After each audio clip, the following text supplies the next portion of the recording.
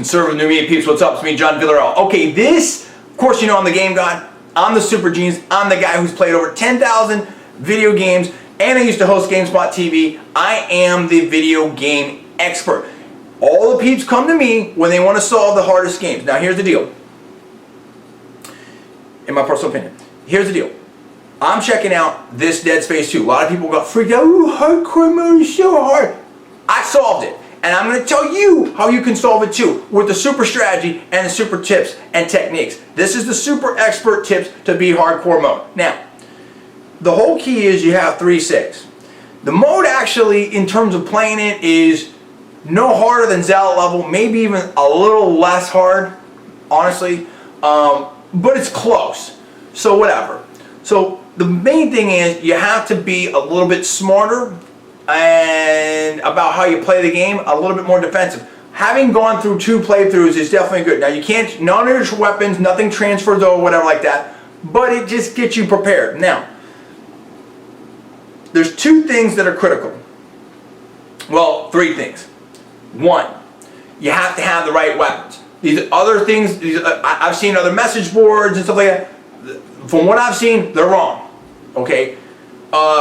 You don't go with 2 weapons and you save up your ammo for your 2 weapons. I think that is a big mistake. Your number 1 weapon for most of the game is your pulse rifle. You got to get that. You got to upgrade it as fast as possible. Why? Because it can put stuff on a standoff basis, number 1. And number 2, it has, for my opinion, more damage per second than pretty much most of the weapons in the game. I mean, contact rifle, that's a contact beam, that's a whole different thing. But for most of the weapons, it has more damage per second.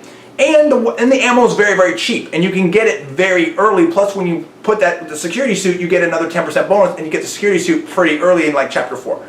So, pulse rifle, force gun, absolutely must. Now, early on in the game, what I did is I went with plasma rifle and line cutter. Line cutter's good, tears off a bunch of limbs, has a wide little beam. Forget about the javelin gun. Don't even mess with that. Line cutter, javelin, line cutter, pulse, plasma cutter. When you get to the pulse rifle, you can sell your line cutter. So you can do that. Now, for the higher levels, nah, it's not even that high. I think it's like I think 5th or whatever. I can't remember. But then you want to get the detonator. That's really critical. It sets you up for the stalkers. It helps you in those situations like in the gym where you're swarmed and everything like that. That's very, very, very key. The other thing is when you're in a place where there's, like in the gym, where there's, you know the infectors are going to come and they're going to like make the bodies into little crazies and stuff, and necromorphs and whatever like that. A key thing to do, and I might be able to show you here, I may not, we'll see, is to remove those bodies from the scene. Get them out of there. You get them, remove them out of the room, and you just cut your enemies basically in half. The infectors can't get to them. See, that's expert tips. Now, super expert tips. The other thing is where you save. Different people said different things. The main thing, now I made a slight mistake, as I'll show you here in a bit. Turned out to be fine. But basically for me, I wanted to save before there were places where I could get what's called, quote unquote, a cheap death, where it's like automatically dying, or I didn't get over to the lift quite in time, or I missed opening the door to get ejected. So for the spacing. So I basically saved before places where I knew, that you could automatically die a little easily. It really comes down to just making sure you can get to the end. Also, you need lots of health and you need lots of ammo. You're gonna have to spend more on that and spend a little bit less on the power nodes, but you have plenty of power nodes. And I'm gonna show you how you set all that stuff up as well. So check it out, see the video right here, right now. Here we go. People make this mistake. You have a lot of enemies on this stuff, and this is going to happen a lot from here on out. You want to just run through this as fast as you can. Rely on your stasis and your force cannon to get out of here, and you'll only face like less than half the enemies. Essentially free ammo, and it's just like this. You hit the weak spots, and he's gone. This is what you need for the rest of the run. You go here, again, pulse rifle, you respec, boom. You put them in the contact beam. The first thing you need is that alt fire, because you need that freezability. Now you switch to your force cannon. You don't want to dawdle at all. Throw this guy over there and just move past. Switch to the contact beam, and that's why you try to get tricky. Just use it right here. Takes care of all of them. Stay alt fire. Open alt fire. See, they're gonna try to get you. Then you're home free. I don't take any chances. There's other people like, oh, you don't need to stasis. I stasis everything, because you can automatically die. Stasis it, move through. Now get over here immediately. Okay? So let those things die out and just take your time. Fire from cover, move back. Now here these things go in about 4-second intervals.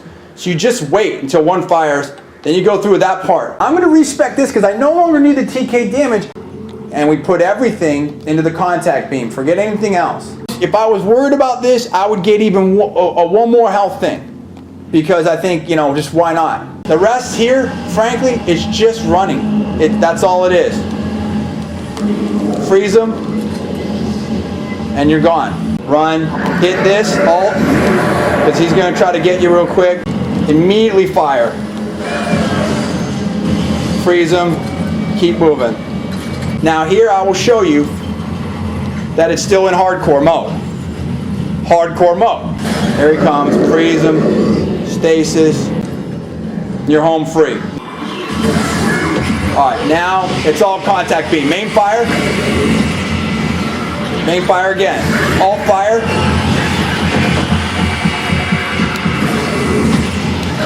Alt fire. I'm moving so fast it's kind of messing me up. Alt fire again. Main fire. That's it. I was moving so fast that it was still keeping the little guys on the playing field even though they were like dead. But whatever. That's how you do it. That's all you have to do. So there you go. Pretty cool, huh? So if you always go around with like three to five health packs, if you have the right weapon set up as I showed you, if you know where tactically things are going to come out, and if you get surrounded, you got to throw lots of stasis. You got to get all. That's the other thing. Like I built up, as I showed, I built up my stasis very, very fast, and I built up my rig very, very fast, and I had the extra health and supplies.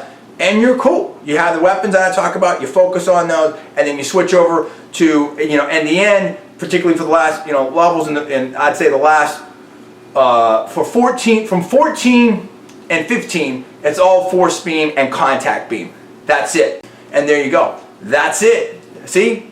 JDV delivers again. That's the super expert tips of how you beat this game on hardcore mode, brought to you by John D. Villarreal, former host of GameSpot TV, the super genius, and the game god. Hey, you heard it here best. Maybe not first, but definitely, in my personal opinion, best. That's how you do it.